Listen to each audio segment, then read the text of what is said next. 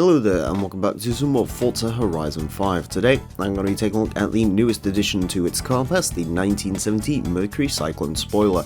I'm going to be going over its statistics, giving you a brief history of the vehicle and also showing off any unique modifications it may have. A reminder to car pass owners, simply head over to the buy and sell tab in your home screen, click on car pass and then you'll be able to click a button to redeem any cars that you may have outstanding.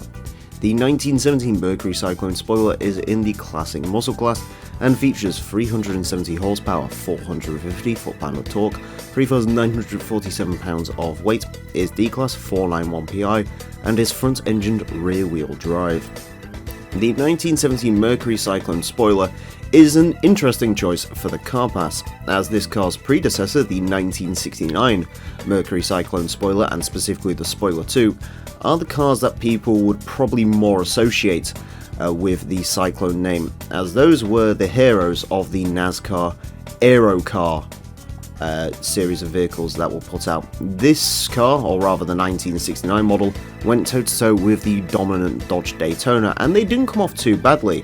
For 1970, Ford, for whatever reason, decided to pull out of NASCAR, and so for 1970, the Daytona was sort of dueling with year-old Cyclones. Some teams did try to run the 1970 Mercury Cyclone Spoiler, and found out that it wasn't quite as competitive as its 69 brethren, so they just went back to using the 1969 car. Still, for 1970, the Mercury Cyclone Spoiler featured, as standard, the 429 Cobra Jet engine, which is of course very renowned, upgraded suspension, and of course most notably front and rear spoilers, which you can see here. Also for 1970, the Cyclone got a styling update with this rather peculiar looking front end. I quite like it. You've got this sort of interesting grille opening which sort of looks like a crosshair.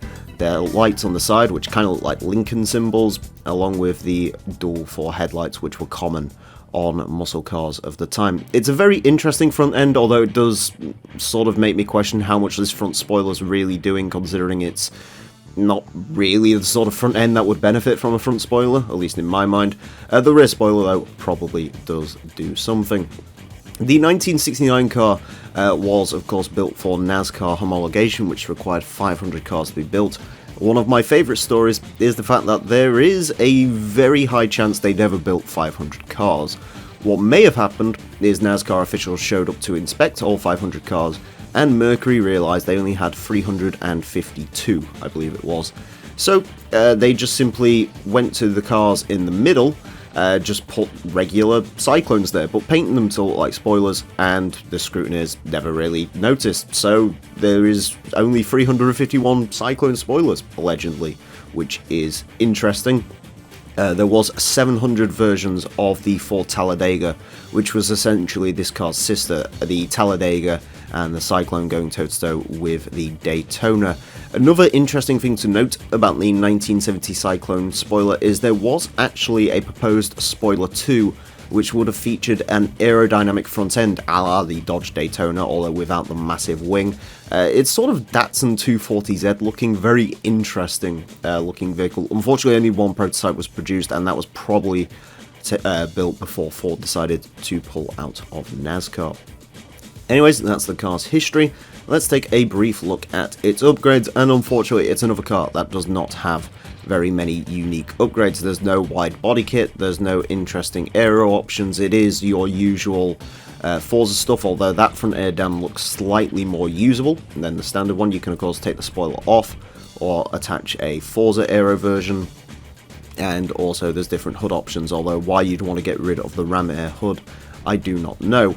This car, however, does offer many engine swaps, as you expect from the classic muscle cars in this game, including the 6.7 litre diesel, which is one of my personal favourite swaps, a 5.2 V8 from the Shelby GT350R, an 8.4 litre V10 from a Dodge Viper, a 7 litre V8 from... I'm trying to remember what that is, I can't quite remember, apologies.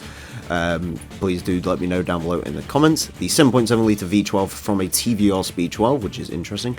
An 8.9 litre V8 dual supercharged, I believe that is from one of the Rally Raid buggies, and a racing 7.2 litre V8 once again from one of the trophy trucks. So those are your modifications for the Cyclone. Like I said, nothing too interesting, but overall it is an interesting car to have here in Horizon 5. Nothing quite looks like this when it comes to muscle cars in this game. They're all very sort of squared off, whereas this car definitely isn't. It is an acquired taste. Whether you like it or not is definitely personal preference, but yeah, an interesting vehicle certainly. Nothing else quite looks like this, and I am looking forward to driving it, especially considering it is the only Mercury in the game.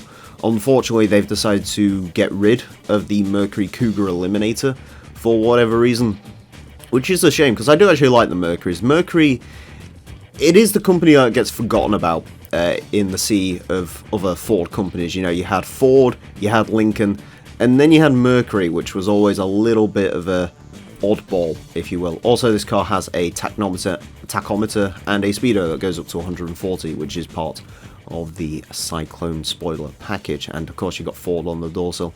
Probably the reason why Mercury failed is they just don't really have much of an identity. You know, Lincoln's very luxurious, Ford is for the everyday man. What's Mercury for? The middle class? I mean, they're just gonna pony up more and buy a Lincoln, or they're gonna just deal with the fact that they're driving a Ford. That's sort of the way it'd work. Anyways, that's enough rambling from me. Thank you all very much for watching. Do join us next time when I'll be detailing the next Car Pass car, and of course we need to find out what is coming over the next 4 weeks, so that should be very interesting. Thank you all very much for watching. Until next time, farewell.